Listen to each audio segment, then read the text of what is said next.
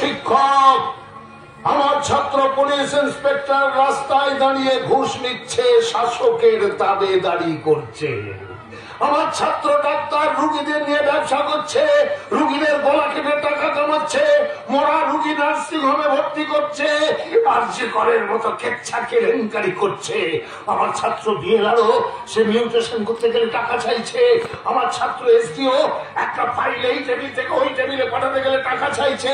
আমার ছাত্র প্রমোটার তার তৈরি বাড়ি ফ্ল্যাট সবকিছু ভেঙে ধসে পড়ছে।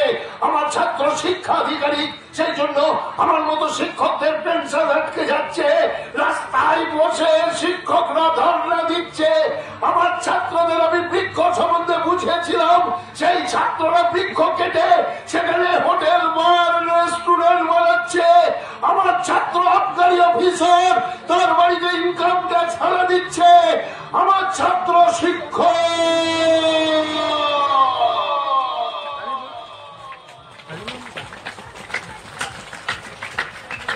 সেই শিক্ষক সমাজকে কি শিক্ষা দেবে? শিক্ষক নিজের বৃদ্ধ বাবা মাকে শেষ বয়সে বৃদ্ধাশ্রমে পাঠিয়ে দিচ্ছে।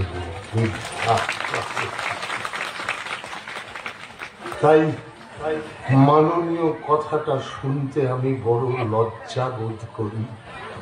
আমি মাননীয় হেডমাস্টার মশাই হতে পারিনি।